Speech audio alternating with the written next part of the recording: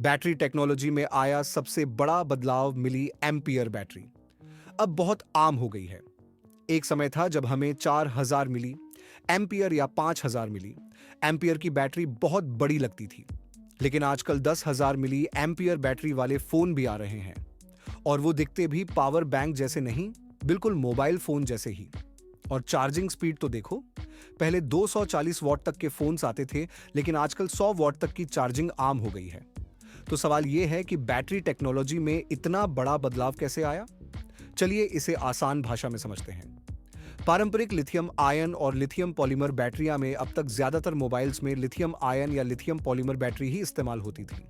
इनमें graphite anode का इस्तेमाल होता था। इस वजह से उनकी एनर्जी डेंसिटी, यानी कि 1 ग्राम में कितनी चार्ज स्टोर हो सकती है, वो लिमिटेड थी। साथ ही चार्जिंग भी धीरे करनी पड़ती थी। अगर जल्दी चार्ज करते तो बैटरी जल्दी खराब हो जाती थी। और हम सबने सुना है fast charging phone, fast discharging phone. पहले 100 वॉट, 200 वॉट, 300 वॉट तक के चार्जिंग फोन आए, लेकिन अब कंपनियां 100 वॉट पर ही रुक गई हैं, क्योंकि ज्यादा चार्जिंग से बैटरी की हेल्थ पर असर पड़ता है। असल में ज्यादातर फोन 70 वॉट से 90 वॉट के बीच ही चार्ज करते हैं। पुरानी बैटरियों में हीटिंग का भी बहुत मसला होता था। चार्जिंग में, डिस्चार्जिंग में बैटरी गर्म होती थी। सिलिकॉन कार्बन बैटरियां, एक नई क्रांति अब आई सिलिकॉन कार्बन बैटरी टेक्नोलॉजी, जो इस सिस्टम को थोड़ा बेहतर बनाती है। हालांकि ये लिथियम आयन बैटरी से बिल्कुल अलग नहीं है। बस फर्क ये है कि ग्रेफाइट की जगह एनोड में सिलिकॉन कार्बन यूज होता है।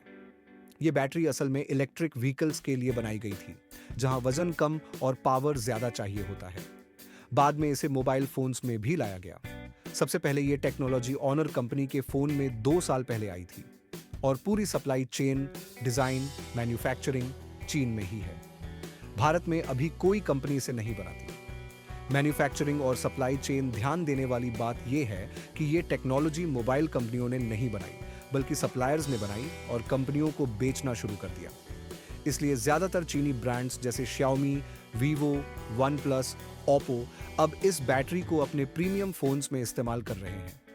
अब 6000, 7000, यहां तक कि 10,000 मिली एम्पियर घंटा की बैटरियां पतले फोनों में भी आ रही हैं। सिलिकॉन कार्बन बैटरी के फायदे ग्रेफाइट की जगह सिलिकॉन कार्बन लगाने से।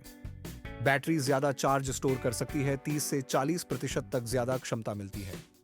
बैटरियां हल्की हो गई हैं, बिना साइज बढ़ाए ज्यादा चार्ज स्टोर कर सकती हैं, और ये फास्ट चार्जिंग को भी सपोर्ट करती हैं। साथ ही सिलिकॉन ग्रेफाइट से 10 गुना ज्यादा लिथियम आयन स्टोर कर सकता है। कुछ सीमाएं और दिक्कतें, लेकिन हर टेक्नोलॉजी की कुछ लिमिटेशंस होती हैं। सिलिकॉन कार्बन बैटरी जल्दी सूज सकती है या क्रैक हो सकती है। 100 वॉट से ज्यादा चार्जिंग पर दिक्कत हो सकती है। ज्यादा चार्जिंग से बैटरी की लाइफ कम हो सकती है, इसलिए इसे 100 वॉट से कम चार्जिंग पर चलाना जरूरी है। भविष्य में इसकी अहमियत इसकी बैटरी लाइफ ज्यादा होती है और छोटे स्लिम फोनों में लग सकती है। Xiaomi, Honor, Vivo जैसी कंपनियां इसे अभी चीन में इस्तेमाल कर रही हैं।